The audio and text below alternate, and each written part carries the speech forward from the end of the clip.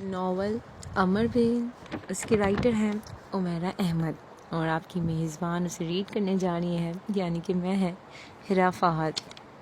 چلیے اپنا ناول پڑھتے ہیں۔ عمر آ رہا ہے پرسوں لنچ پہ، اچانک نانو نے بتایا اور وہ کھانا کھانا بھول گئی۔ پرسوں آ رہا ہے؟ آپ کو کس نے کہا ہے؟ اس نے بے چینی سے نانو سے پوچھا۔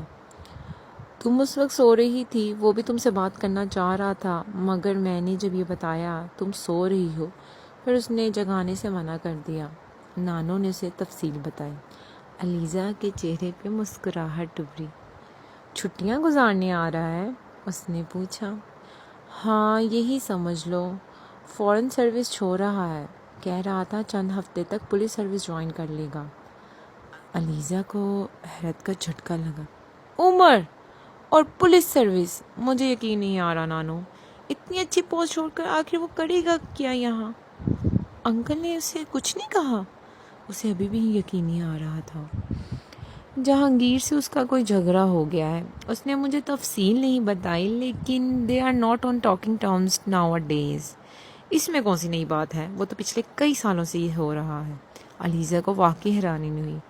ہاں مگر ابھی پھر کوئی نیا جھگڑا ہوا ہے دونوں میں، اب آئے گا تو پتہ چلے گا نا کہ کیا ماجرا ہے۔ نانو بھی زیادہ فکر مند نہیں لگ رہی تھی۔ یہیں رہے گا کیا؟ اس نے نانو سے پوچھا۔ ہاں کہہ رہا تھا پوسٹنگ ملنے تک یہیں رہے گا۔ مجھ سے پوچھ رہا تھا کہ تمہارے یا اپنے لیے کسی چیز کی ضرورت ہے تو اسے بتا دیں، وہ لے آئے گا۔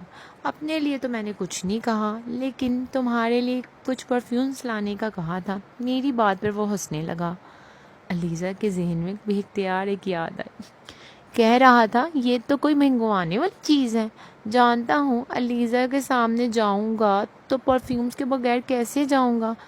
پھر میں نے اسے کہا کہ اچھا ایسا کرو کوئی اچھی کتابیں لے آئے تمہارے لیے، خاص طور پہ پینٹنگز کے بارے میں کوئی نئی کتاب۔ نانو نے اسے بتایا۔ آپ نے ایسی ہی تکلف دی نانو۔ ارے نہیں، وہ خود اصرار کر رہا تھا۔ خیر تم ذرا اس کے لیے کمرہ سیٹ کروا دینا اور انیکسی بھی ذرا صاف کروا دینا۔ اس کا سارا سامان ابھی آ رہا ہے، ابھی فی الحال وہ یہیں رکھوائے گا، پھر جب پوسٹنگ ملے گی تو لے جائے گا۔ وہیں بیٹھے بہت کچھ سوچتی رہی تھی، ذہن میں بہت کچھ تازہ ہوتا جا رہا تھا۔ تو عمر جہانگیر آخر کار تم واپس آ رہے ہو، اس نے مسکراتے ہوئے سوچا۔ پھر کچھ ذہن میں آنے پر وہ اٹھ کر اس کے کمرے کی طرف آ گئی جہاں وہ ہمیشہ ٹھہرتا تھا۔ دروازہ کھولتے ہوئے اسے بہت خوشگوار سا احساس ہوا تھا۔ وہ اکثر اس کمرے میں آ کر کچھ وقت گزارا کرتی تھی، اور ہمیشہ یہیں پہ آ کر اسے کچھ لگتا تھا جیسے وہ یہیں کہیں موجود تھا۔ اس کی رنگنگ چیئر اسے سخت حالت میں بھی اسی طرح جھولتی ہوئی نظر آ رہی تھی جس طرح وہ اسے جھلایا کرتا تھا۔ ہر چیز پہ جیسے اس کا لمس تھا، ہر طرف اس کی جیسے آواز گونجتی تھی، وہی دھیما گہرا اور ٹھہرا ہوا لہجہ، وہی پرسکون دل کی کہے اندر تک اتر جانے والی آواز، اور پھر وہی کھلکھلاتے ہوئے بے اختیار کہہ کے۔ اس کمرے میں آ کر سب کچھ زندہ ہو جاتا تھا، ایلیوژن عکس بن جاتا تھا اور عکس حقیقت بن کر اس کے ارد گرد پھرنے لگتا تھا۔ کمرے میں وہی مخصوص خوشبو بسی ہوئی تھی۔ عمر کے استعمال میں آنے والی چھوٹی چھوٹی چیزیں اسی طرح اپنی جگہ پہ تھیں جیسے انہیں کل ہی رکھا گیا ہو۔ اس نے یاد آنے کی کوشش کی پہلی بار وہ کب آیا تھا۔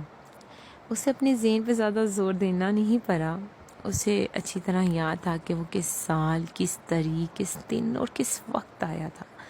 بعض باتیں آپ کبھی نہیں بھولنا چاہتے، اور وہ کب گیا تھا اسے یہ بھی یاد تھا، اور بعض باتیں آپ کبھی یاد نہیں رکھنا چاہتے۔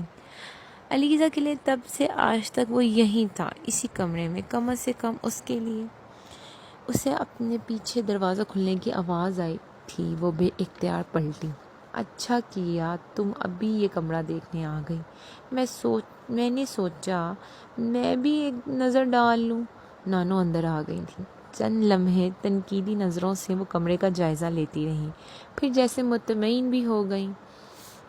میرا خیال ہے کہ سب کچھ ٹھیک ہی ہے، لیکن پھر بھی تم ذرا ہر چیز کو اچھی طرح چیک کر لینا، میں نہیں چاہتی کہ اسے یہاں کوئی تکلیف ہو۔